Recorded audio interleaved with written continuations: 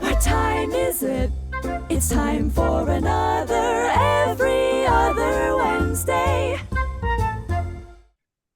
Hello, hello. If you're just coming in, you'll probably see things are a little bit different. We have a guest today, and she has lots of guests with her. So, yeah, we're just getting started. Come on in. And they're all waving, and we'll tell you what this is all about as we get here. This is going to be an exceptionally good episode of Every Other Wednesday. So we'll just let everyone come in, then we'll get started with our usual front matter, the date and the question and the what day, special day it is, and then we'll introduce our guest and we'll get started. Is that the official Front term? matter. Front matter?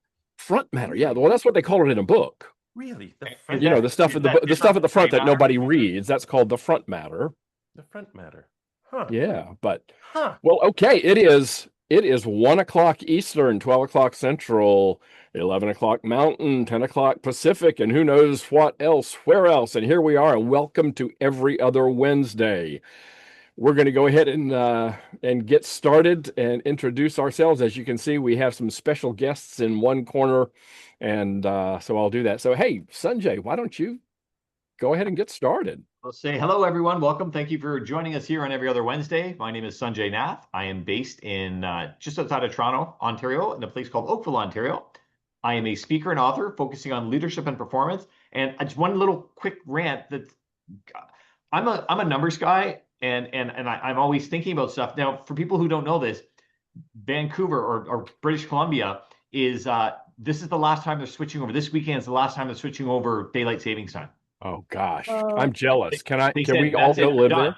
But here's what I'm thinking. Does that mean, because they're normally 3 hours difference from us. So now are they on the 2 hour, 3 hour cycle or the 3 hour, 4 hour cycle? That's what I think they're going to be on the 3 hour, 4 hour, I think, because Arizona doesn't change either, and they're on a 2 hour, 3 hour. Ah, there you go. Thank you. That's what I was wondering. Anyways, that's it. I'm done ranting.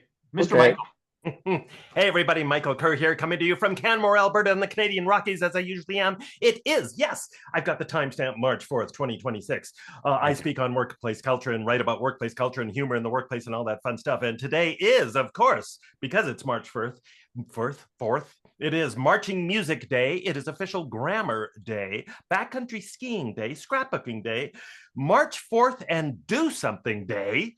And it is Discover What Your Name Means Today. So as we're just getting going here, if you know what your name means, please pop it into the chat box for everybody to see. And Richard, why don't you wrap us up? Okay, well, Amy says that her name means beloved. My name, Richard, is supposed to mean brave leader. So I don't know how accurate that is. I was named for the U.S. vice president who was in office when I was born. That'll tell you something. Really? Yeah, and we can't always pick those names, and we can't go back and change them. But anyway, that's my name. But I'm Richard Haddon, and I live in Jacksonville, Florida. I'm an author and speaker. I wrote Contented Cows Give Better Milk, and I speak about leadership in the new world of work. But enough about me. I am excited to welcome our guest today. Do we have? Let's just check in on the names. So Carol says song. Yeah, well, good. And Fritz, his name means peaceful warrior. So my name is Brave Warrior, and Fritz is Peaceful Warrior. So maybe, I don't know, maybe we could form a coalition or something. Stephen is Greek. Stephanos meaning crown, garland, or wreath. And Fritz says his nickname means broken. Celia means heavenly. Oh, how nice, Anna. Good to hear from you there. Well, let's go ahead and meet Heavenly Celia. Celia Weeks is our guest today. Celia, before I introduce you, do you want to introduce your guest here? Do you want to do that after I tell everybody who you are? I do, so that they can get back to what they were doing. Okay. This is part of our crew. We're so happy that we're in our Jacksonville office. These are our directors, writers, project managers, accounting, public relations. So all of our fun peeps and all my friends, and I love them for joining us today. Well, how great that they would come and show you this support. That's terrific. Thank you all for being here. Now go in and tune in the other room so you can see what this is all about. Let me, though, introduce our guest host today, Celia Weeks. Celia Weeks is Executive Vice President and Human Resources Director at St. John, one of the largest and most successful independent advertising agencies in the Southeast. And they are headquartered in my hometown of beautiful Jacksonville, Florida. And they do have one of the best views in town. You won't believe this, but Celia just celebrated her 40th anniversary with the agency. And in that time, she has served as an art director, a project manager, and for the past 30 years, its HR leader. Celia has played a defining role in shaping St. John's culture, serving as a constant source of energy, encouragement, and support for the agency's team. She's focused on attracting, developing, and retaining talent as the industry and the workforce continue to evolve, leading through technological advances, shifts to the hybrid and remote workforce, and now the impact of AI. Celia is super active in the American Association of Advertising Agencies and the Magnet HR Forum. She's a proud graduate of Florida State University in Tallahassee, and in her spare time, she is a self-described late blooming tennis prodigy. So welcome to Celia Weeks. Celia, we're so glad to have you here. Thank you. I'm so happy to be here. Thank you. And living in Jacksonville as I do, your company, although it's not a huge company, is one of the best known companies in town, because every year when there are discussions about the best places to work, the name of the agency, St. John, comes up. And so, I know something about your company just because I live here in town, but also full disclosure, everyone, Celia and I have known each other since we were teenagers. And I was an older teenager than she was, but we were teenagers at roughly the same time. And it's been great to see Celia's influence in the company and really in our community as she has championed what it means to be an outstanding place to work that attracts the best in a very tough labor market in the creative side of things. Mm-hmm. So if I could jump in, tell us the journey. I mean, 40 Yeah. years, I mean, obviously, A, you love your job, or B, they have really good blackmail photos. So talk to us about that. How did that come to be? Maybe a little of both. I do. I love my job. So I started out as an art director. I went to school in visual communications with an advertising degree, and I was working at a little, very small graphic design company here in Jacksonville, and went to an ad club meeting, and I heard my boss after that, he spoke on how to know when it's time to leave your job. His name was Bill Robinson. He was so dynamic and just had a lot of passion for the business. And I went up to him afterwards and said, I really want to work for you. And he said, I think you should work for me. So that's where it all started 40 years ago. Wow. Yeah. Best recruitment strategy ever. Put together a program called when you know it's time to leave your job. I know, right? Yeah, it was good. He was really fantastic. So I worked in the creative department for about 10 years, and this is going to age me big time. This is back when the first Macs came out. The first Macintosh computers came out, and I was using a drafting table, and you couldn't take those home. So a blessing and a curse, right? Yeah, and I was starting to have my children, and I went in to resign to Bill, and he said, absolutely not. You're not going to leave. We'll figure it out. You can manage the creative department for now, and then we'll figure it out from there. So all thanks to him, I stayed and then morphed into HR. I was going to say, so how did you make that change from being a creative to being what some people would erroneously say is not a very creative discipline of HR? Yeah. We know otherwise, but sometimes the reputation is wrong and it's out there. How did you get from creative to HR?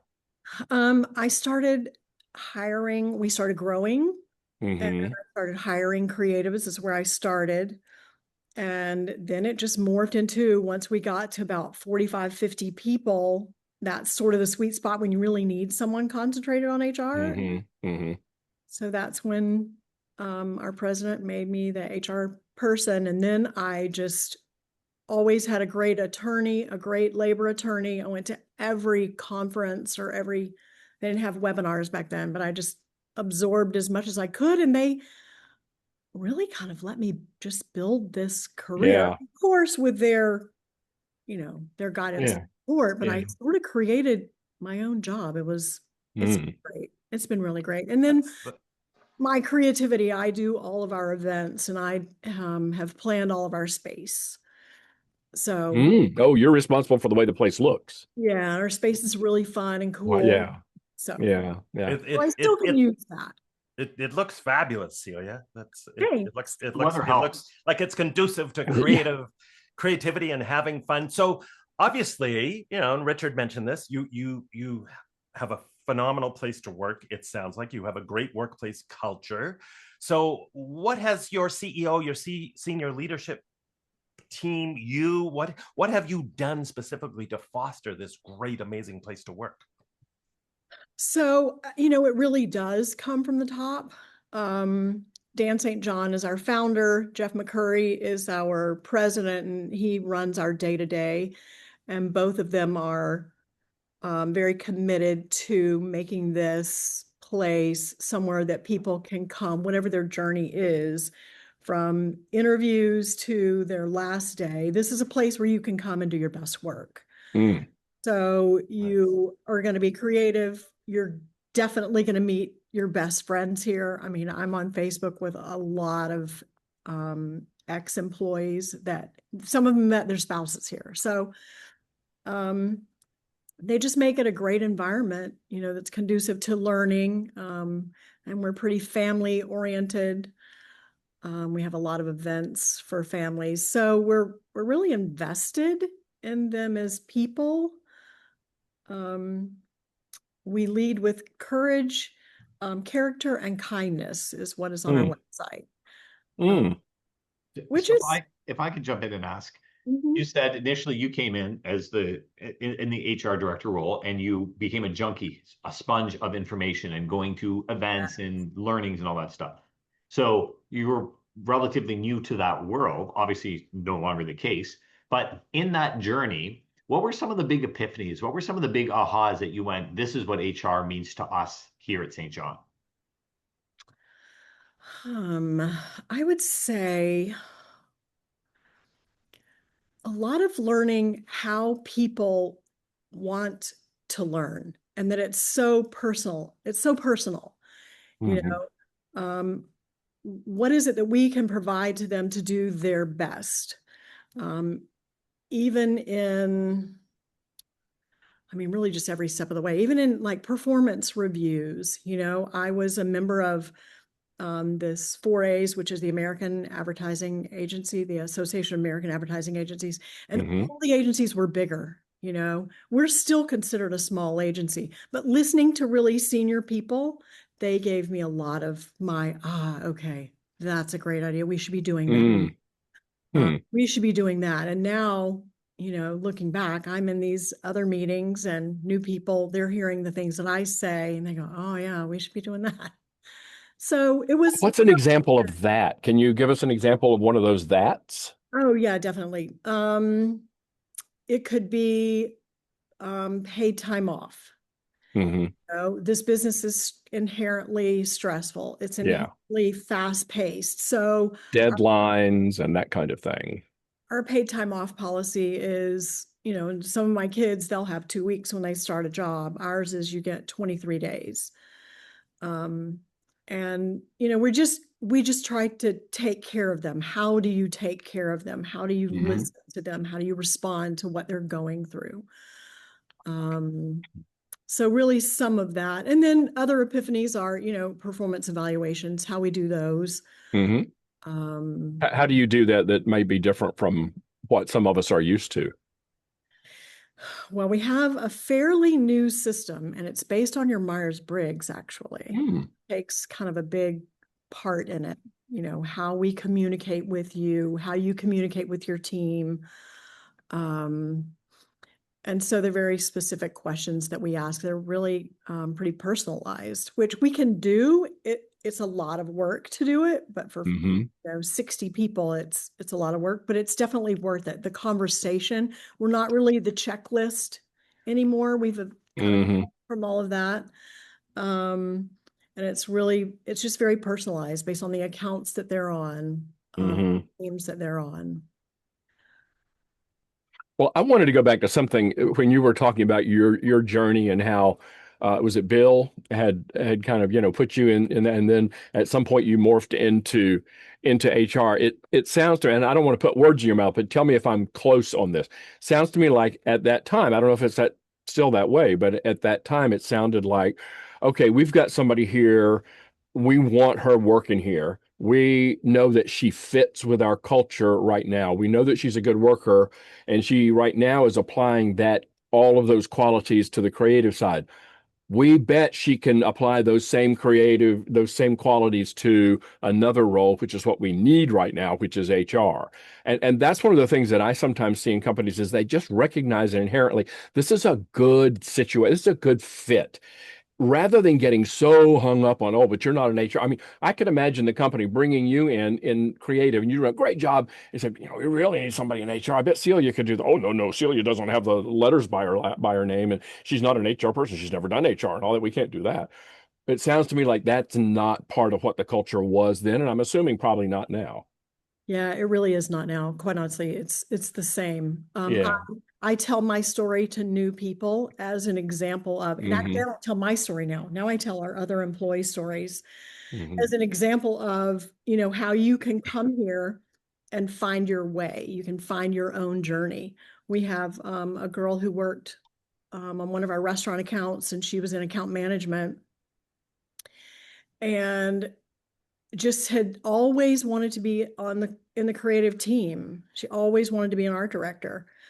And so we really talked about it a lot. How can she get in, go to lunch with them, start learning programs, meet one-on-one with our creative director at the time. And now she's so talented and she's so great. So she went from kind of not really sales, because it's not as much what we do, but from truly an account management role, working with clients, now to designing, and just really talented. A lot of her work recently got picked in some of our new business. So you're talking about this idea of job crafting, really, right? And matching employees' skill sets and their characteristics, their personality traits.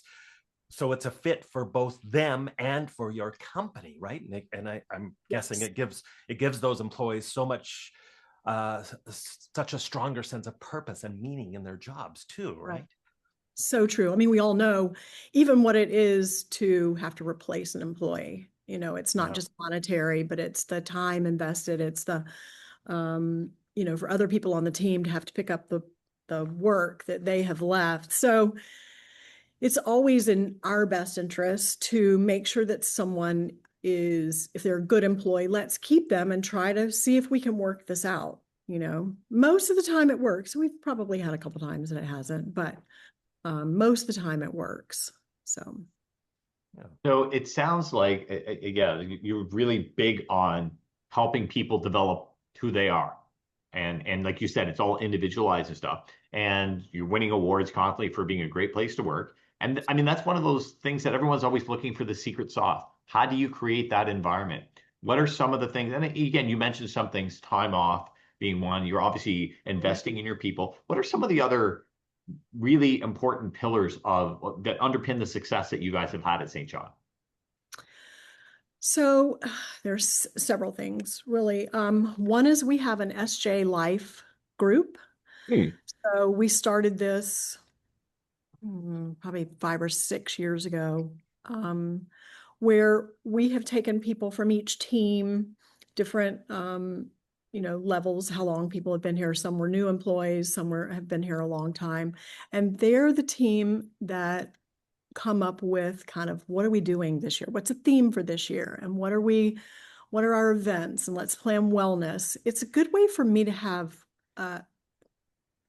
just a good check on, kind of a temperature check on. Pulse check. Yeah. Because I can plan events all day long, but if it's not really what they want to be doing, I mean, I remember we were on the beach one time at a beach event and I had a megaphone and we were going to play games and somebody came up and took the megaphone out of my hand and said, "We don't want to play games." That's awesome. That's awesome. Yeah, but that says you've got a culture where you can go up to the head of HR and take the megaphone out of her hand. Yeah, for sure. Yeah. Sure. We're pretty casual here. Dan and Jeff, their doors are always open. We don't have the hierarchy. I mean, of course we have that, but Sure. we have it where, if you want to talk to Jeff McCurry about whatever's going on your team or your client, or his door is always open, and no one comes to you and says, don't do that. Yeah, you don't go over somebody to do that. I love that, Celia. That just cracks me up. There's so many lessons in that. We don't want to play games. No, Oh boy, he said a mouthful, didn't he? it was pretty funny. They didn't. They just wanted to, That's hang awesome. out. Yeah. I Hang just want out to in the verify, SJ Life, it stands for St. John and not for Sanjay, right? I just want to. Right. You know what it is for Sanjay? Okay. It is. Celia, that's what I thought.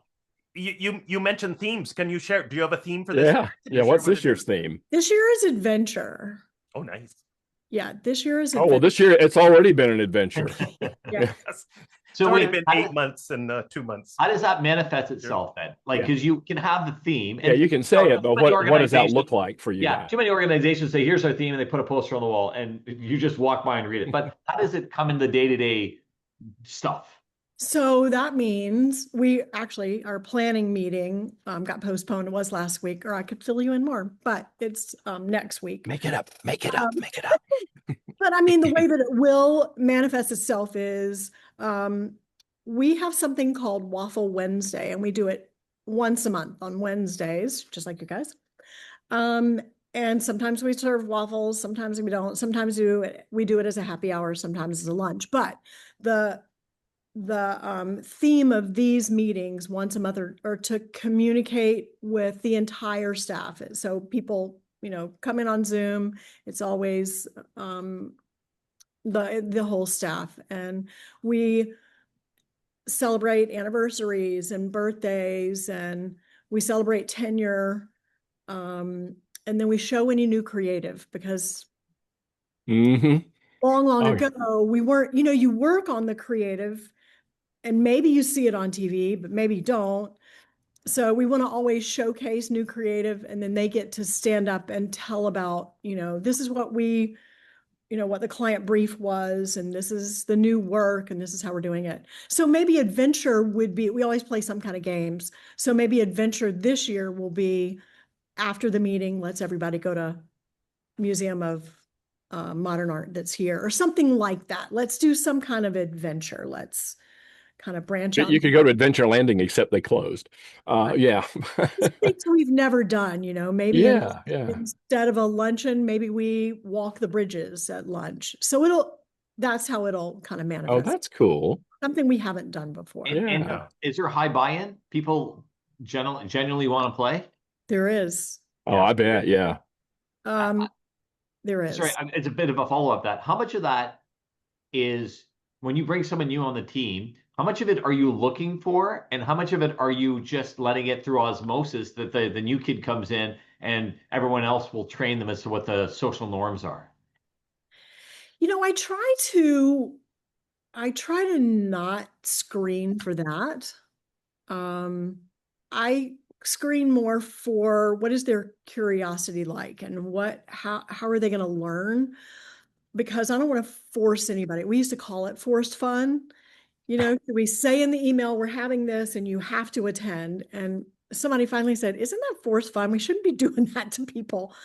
And so I don't really so much do that, because some people are pretty introverted and they don't want to do these. They don't want to be involved in these events, and that's okay. They eventually sort of find their home where they're yeah. So yeah, I love that. We've talked about that idea of forced fun before on this show, and how I think a far better mindset that I certainly talk and write a lot about is the idea of inviting people to have fun, but not forcing them to have fun, right? That's a big difference. And some people want to be there. They don't want to participate. They want to watch. Yeah, they can have just as much fun by watching. Yeah. Right. It's like mandating that you have to dress up, as opposed to they just want to see what other people look like, and opening it up and holding the space that, depending on your level of interest and risk level, there's something for everyone. Right. Over the years, you can see, like, sometimes there's a ton of participation on Halloween to dress up. And then just whatever the population happens to be, you'll get like 10 people. So it's just, I don't know. It's And you interesting. just let people do their Let them do their do their thing. thing. Yeah, yeah. And you know, I mean, all of this sounds to me like it certainly is intentional. You're doing things. Yeah, I mean, it's not cheesy, hokey stuff, but it's intentional stuff to really because you understand the importance and the value of a defined culture. And all of us, including Jeff. Oh, I have to talk about Jeff. But anyway, all of us, including Jeff, know that sometimes people will kind of poo-poo this and say, oh, all this culture stuff, it's just such a waste of time. It's such a waste of money. People just want to get paid and do their work and all of that. But as an outsider, but who's also local, and I see what St. John does, and I see the position St. John has in the community. I mean, I haven't seen your financial records, but I'm assuming you're doing okay. That the business is performing well, and I don't think it would if you didn't have that intentional focus on the culture of the organization because it's not an easy kind of business to run. You can't just pop up and create a creative agency. Yeah, that's Yeah. true. And Yeah. trust me, we've had some years before where we sort of lost sight of the culture, Oh. had to really regroup. We lost a lot of people. It Hmm. was 20 years ago. We lost maybe 15 people in 1 year, which is a lot for us. Yeah, yeah. Well, how good is it that they had you to provide that continuity? I mean, 20 years ago, you still had 20 years with the company, so you had seen that. Yeah. So So you just have to protect it. Yeah, yeah. so Celia, looking back at that time, Mhm. can you now, with hindsight, can you kind of diagnose what it was that took your collective eyes off the culture that Right. got you into that spot? Yeah, 100%, 100%. It was, there was a company here in Jacksonville that poached a lot of our people. Oh yeah. We were going to talk about doing some poaching, yeah, Yeah, they about did. what They that poached a lot of happens. our people. Yeah. So it just made us take a look at the things that we were doing. And quite honestly, it was a lot of supervisor training. Mm. So, and it was, in a time where financially we need to look at how are we paying people. So it was not one thing, it was kind of multifaceted, which Sure. you guys may feel this way. I feel like when you're having an issue in your organization, it's not usually one thing. It's a Right. couple of things. You have Yeah. I want to hear, sir, an update on the place that poached all those people. Are they still around? Are they thriving? Are they? I'm curious if you actually have any info on that. It was not an ad agency. It was a Oh. very large bank that had started their own kind of digital. Oh. I know, so annoying. And are they still around? And are they thriving? Or They are, but they're not poaching us anymore. okay. They're not They poaching learned. anymore. They learned, yeah. Found their own people. They found their own culture. So Anna has Yeah, I a was saying question. we have a question from Anna. And by the way, Celia, Anna is writing in from England. So Hi, Anna. Her question is, she says, so great to hear about such positive culture. Just wondering, what changes has Celia seen in the way folks communicate together with the boss or the team members over the years? So many managers say the younger employees are much more difficult. Do you find that?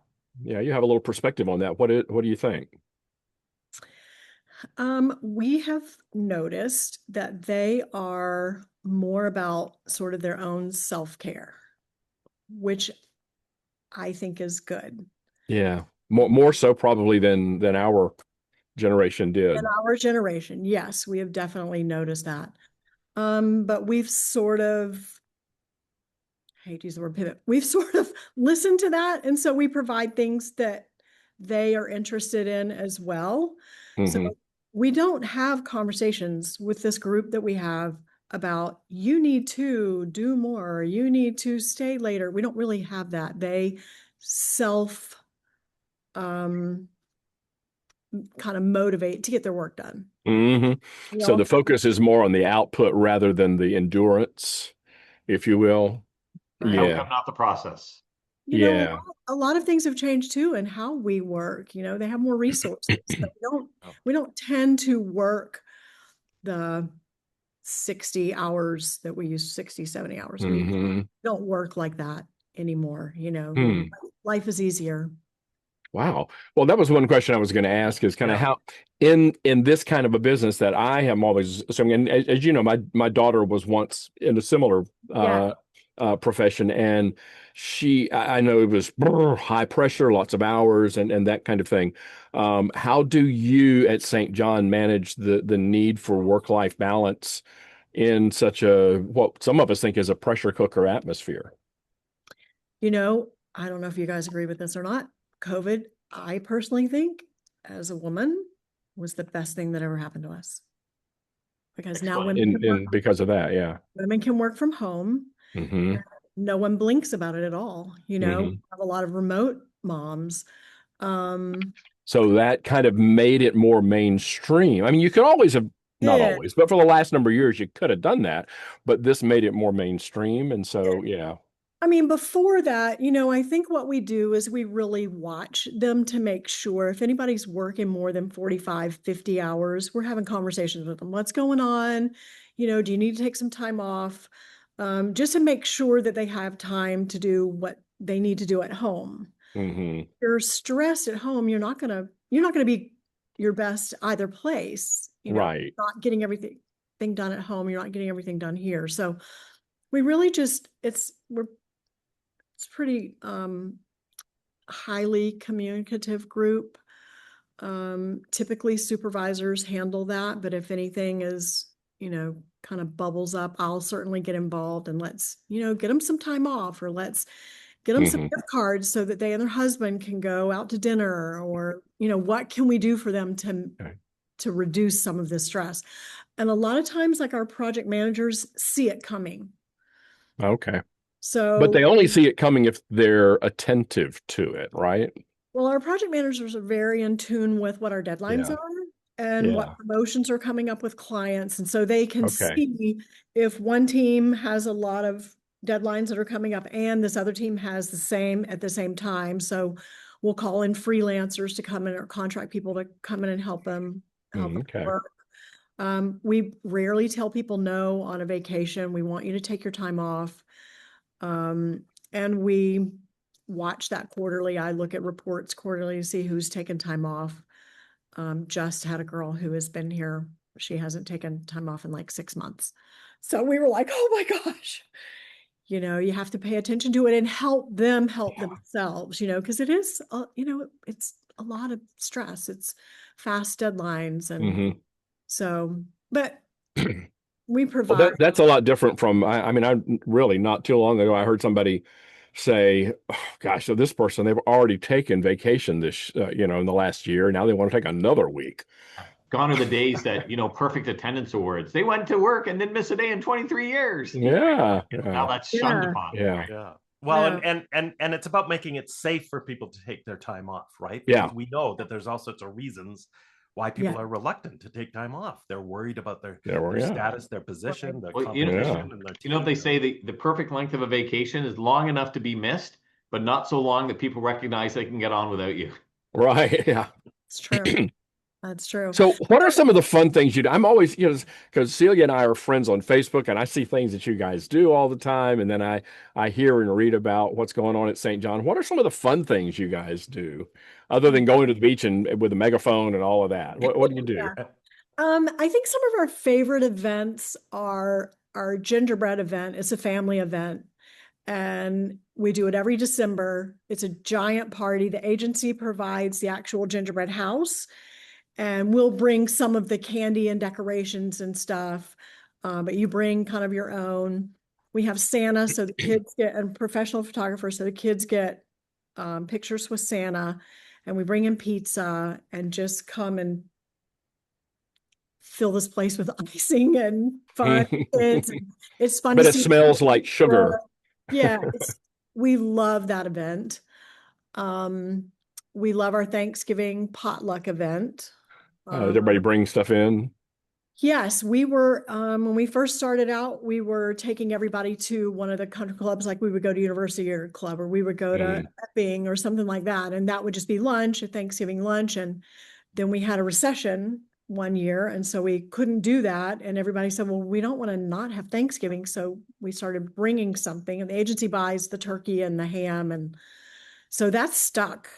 people love it, and we've created cookbooks from that, and so that's kind of a stuck idea.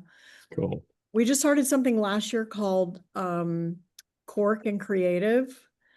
So we pick an afternoon once a month, and we either do a wine tasting, or I know I'm not supposed to tell you that, but we do.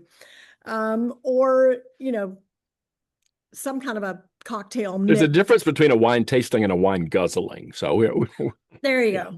Subtle, I know. subtle, but Hopefully our labor attorney's not listening. But we make sure everybody's fine. Nobody gets crazy. But and then we do some kind of a craft, like some person taught us painting. The one that's coming up, they're doing the color analysis, have you ever what color you're supposed to wear? I always wear the wrong colors. So we've had artists come in and speak about their work, photographers. So we do kind of fun things like that all the time. We're always looking for something that's creative. We have people that are talented. Yeah, I mean, your people know creative when they see it, right? Right. So we're always looking for things like that. Yeah. And we're getting ready to plan Wellness Month. We don't do Wellness Week. We do a whole month. Oh, okay. And that's and you've got your Waffle Wednesdays too. So obviously food is one of the more common denominators here. Yes, the way to their heart is always through their stomach. That's right. Especially through waffles. So let's bring up something else, and that is, there's something that seems to be the topic of almost every conversation these days, and that is AI. How has AI fit with what you guys are doing, and what impact does that have on the people part of your business? That is the question of the hour. How is AI affecting us? Well, our president is very bullish on AI. He wants us in it. He wants us learning it. We have seminars, webinars. He speaks at every Waffle Wednesday, and it's always what's happening in AI. Well, I would think you have to. Your competitors certainly are, right? Absolutely. Yeah. Absolutely. And it makes our work faster, Yeah. And then we have editors. We have a sister company. It's called Nectar Studios, and they're very heavily into AI, learning it and creating ads and stuff through AI. So we're embracing it and, staying ahead of it and presenting it to our clients. And so far we're loving it. I know that, some people have shied away, but he's like, get in there. Yeah, well, I think it's how you look at it. Is it there to enhance the work, or is it to, and I would think, so I'm thinking back to when you said you were at the beginning of your career with St. John, and you were having drawing boards and all this, analog stuff that you couldn't take home, but you applied your creative talent to that. And it's the same thing with AI. It's just it's a different tool, and people are creating that. And again, you're in a competitive marketplace. Others are doing the same thing. Yes, for sure. Yeah. But I would think, again, I don't know, but I would think that in a company where you are so intentional on the people culture, that would help to anchor that. It does. And, he has said to us, this is not to scare you that your job's going to be eliminated. This is to make you better at what you're doing. So that's how he's approaching it, and the conversations that they're having. So they feel, I guess, safer was your word, Michael. They feel safer to get in and learn it and teach each other. And so just really embrace it more. That's such an important message these days. There's so many surveys about how employees are anxious, stressed out that they're going to lose their jobs because of AI. So I think for everyone out there, delivering that message that, hey, we're not using AI to replace you. We're using AI to enhance our business, to grow our business, to be more efficient. Right. I interviewed a guy a couple weeks ago. He was an editor, and he was like, yeah, I'm not really into it. I don't really like it. And the guy that was interviewing, he was one of our editors with me. He's like, oh, well, our president's pretty bullish on it. So if you don't really feel like embracing it, you might not enjoy it here. Yeah. Well, and that's a good point. It's all about fit. Yeah. You just got to get on the train, Yeah. It's like anything else though, right? It's a tool if used properly, and it's a detriment if used improperly. Sure. The parallel I keep drawing to is when I was a kid and people would say, bam, kids today, they use this fancy calculator. When I was in school, we used a slide rule. They don't know how to use a damn slide rule. And Right. Before that, it was the abacus, right, totally right. So, but the point is, you don't need to know because everyone has access to it now. What Right. like, it's a new level of learning. So, Right. It raises the level for everyone. And so you have to keep up. Yep.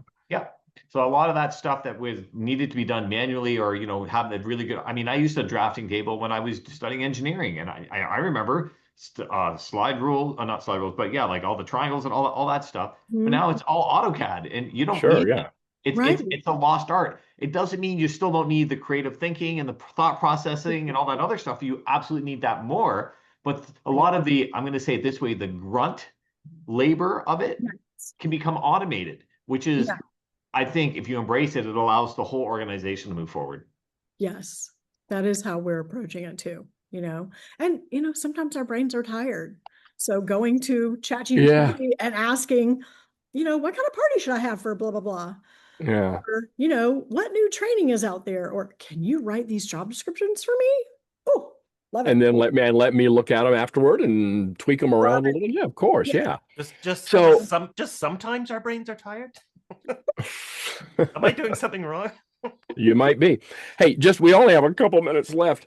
Just a little bit, you alluded to it a few minutes ago, but just talk a little bit about the remote hybrid thing. How do you handle that at St. John? It sounds like you have kind of a mixed bag. We do. So we're in the office 3 days a week and we work from home Mondays and Fridays. Okay.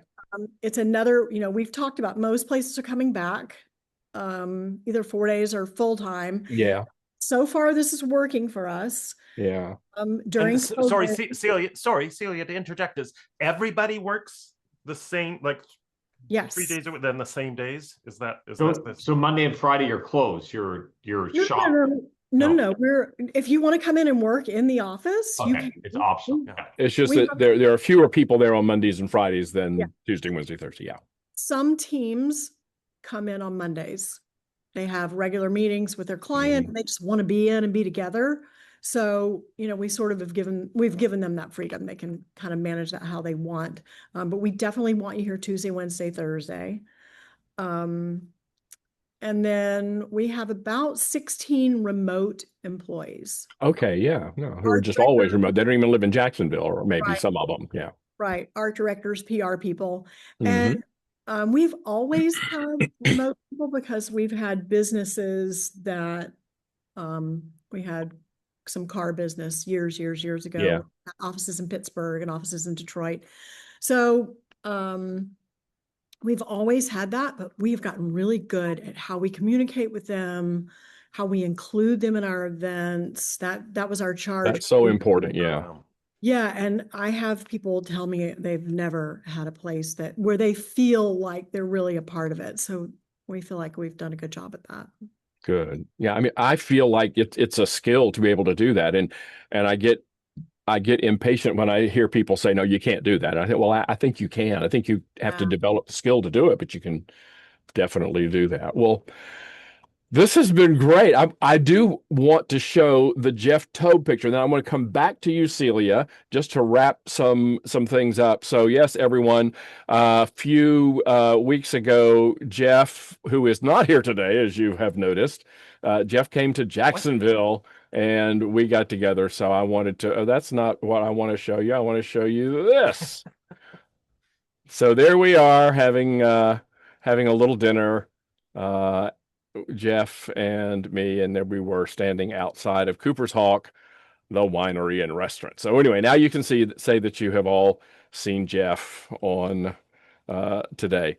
But Celia Weeks, thank you so much for being here with us. This was as delightful as I knew it would be to hear kind of from you about how you guys do things at St. John. I know it's different than it is in a lot of companies, and that's I think that's the results of your business are because of that. Yeah, it's always nice to see success stories, actual case studies of implementation and having good results. So thank you for sharing and spending the time with us. Thank you guys. I mean, I have enjoyed, being on watching your show and Hearing the things that you've said, you've definitely influenced, things that I've done Oh, in the last good. 6 years. So I appreciate it very much. Thank you for the time.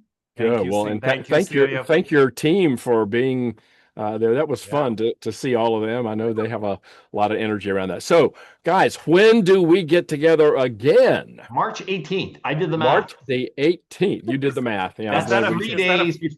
That's I 3 can days do the before math Jeff's birthday. within the month. I can That's- do that math within the month. Yeah, I know. It's that a crossing Friday? over Is that a- months. Is that a Friday? Or No, what? no, I think it's a Thursday. You know, it's going to be a Wednesday You carry the again. one. Okay. It's going to be a Wednesday Oh, again it's on Wednesdays. Okay. this time. Yeah. So, Oh, Wednesday. March the 18th, and we will, I don't know if we have another fabulous guest then or if it will be the 3 or 4 of us, but anyway, Celia from St. John in Jacksonville, Florida, Executive Vice President and Head of HR. Thank you so much. And my friend, my longtime friend, thank you so much for being here with us today. You guys. And everybody, we will see you when, guys? Every other Every Wednesday. Every other other Wednesday. Wednesday. Thank you Bye. all. Folks. Thank you Thanks. for joining us.